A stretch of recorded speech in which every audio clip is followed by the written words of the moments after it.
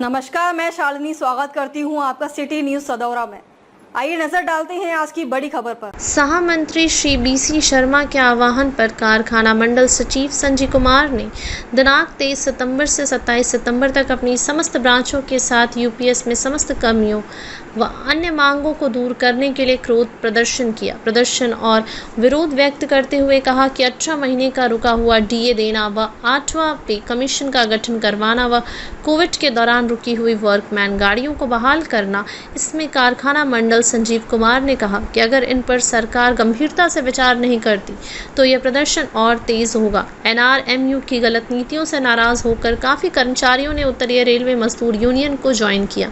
इसमें ब्रांच अध्यक्ष राम कुमार, देवेंद्र सिंह, धर्मवीर, ब्रांच सचिव अश्विनी वालिया, रमेश कुमार, प्रभुराम, सह महासचिव युद्ध दीपक दुग्गल, किरण और समस्त पदाधिकारीगण उपस्थित रहे। धन्यवाद।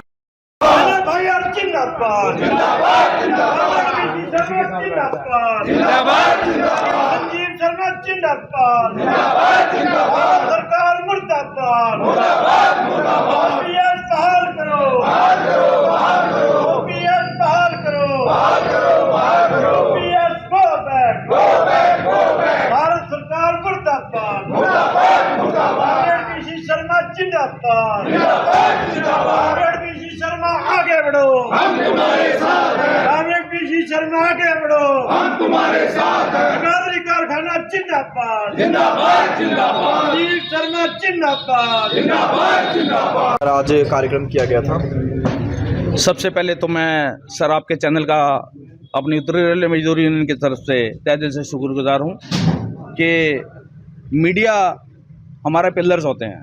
हमारी आवाज़ को ऊपर सेंटर तक पहुँचाने का एक सबसे बढ़िया साधन मीडिया होता है। तो मैं आपका तहे दिल से शुक्रगुजार करता हूँ कि आप कवर करने के लिए हमें आए हैं।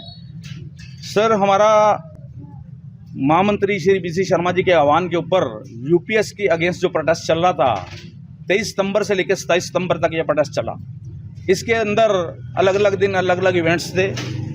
किसी दिन फर्स्ट डे हमने बाहर गेट के बाहर काले झंडे प्रदर्शन किया, उसके बाद कॉम्प्लेंट्स बांटे, उसके बाद अवेयरनेस प्रोग्राम दिया और एक दिन हमने यहाँ जिंदाबाद मुर्दाबाद के नारे लगाए। और आज क्लोजिंग डे था। क्लोजिंग डे के अंदर हमने एक गेट मीटिंग का अरेंज किया था।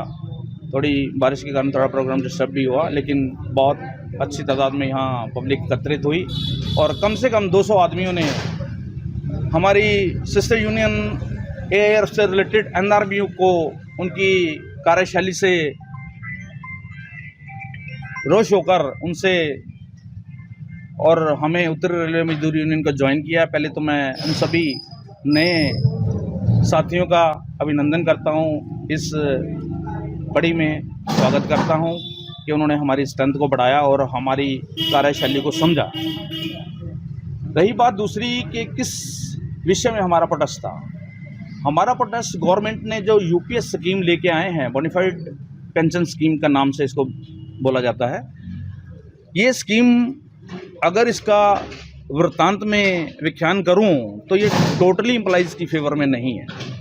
अब मैं एक बात करूं कि अगर सारी सर्विस के अंदर अपने पीएफ में से मेरा एक एम्प्लॉई 10% डिडक्शन करवाता है और यूपीएस के अंदर ये 18.5% मर्ज करके सरकार कह रही है कि आपको रिटायरमेंट के बाद लास्ट एवरेज सैलरी का 1 साल की 6 बेसिक दे दिया जाएगा, उसके बाद ये हमें नहीं चाहिए। कारण इसके साथ फैमिली पेंशन नहीं है। अगर आदमी लास्ट सैलरी में मान लो 40,000 बेसिक में रिटायर होता है तो 2,40,000 रुपया 6 बेसिक्स उसको दे दी जाती हैं और उसको रिटायर कर दिया जाता है और उसको फैमिली पेंशन नहीं मिलती। इंडिया के अंदर एवरेज लाइफ आने वाले समय के अंदर जब मेरा यूपीएस का एम्प्लॉइज रिटायर होगा तो नियर अबाउट 60 के आसपास रह जाएगी। जब आदमी रिटायर होगा तो उसको चांस है कि 2 साल पेंशन लेने का मिलेगा, उसके बाद अनसिक्योर हो जाएगा। सर, क्यों मांगे क्या रखने वाली हैं आप लोगों की आज की? सबसे ज़्यादा प्रोटेस्ट तो हमारा यूपीएस के अगेंस्ट।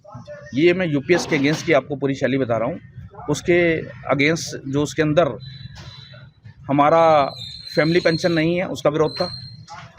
हमें ओपीएस के आधार पर कम्यूट दिया जाए, और हमें हमारी जो जो हमारी 50% पेंशन है जो लास्ट में ये यूपीएस के अंदर गवर्नमेंट दे रही है उसके साथ पूरा मुआवजा दिया जाए और जो स्लैब्स हैं रिटायरमेंट के 80, 85, 90 और 95 के जो ओल्ड पेंशन स्कीम में मिलते थे वो सब दिए जाए।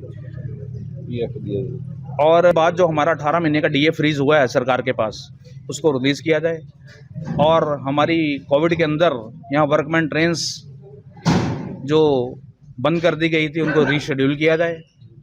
10% पैसा भी नहीं है। हमारा मैंने पहले बताया जो हमारा 10% पैसा हमारा सैलरी में से कट रहा है उसको हमें वापस दिया जाए, विद ब्याज वापस दिया जाए। यही मेन हमारी डिमांड्स थी प्रकुल थे।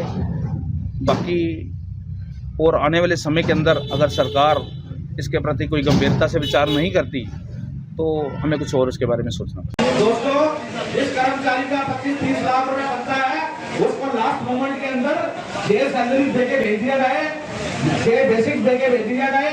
ये कहाँ का जस्टिस है?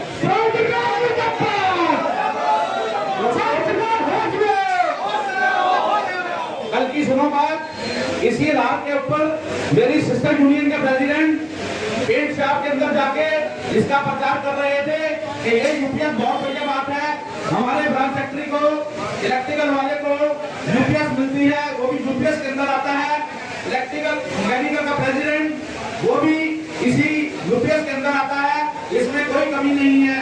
दोस्तों, आपका इसके अंदर भविष्य जुड़ा हुआ है, किसी के भविष्य के साथ खिलवाड़ करना, उसके रोजी के साथ खिलवाड़ करना सबसे बड़ी गंदी बात है। ट्रेड यूनियन ऐसी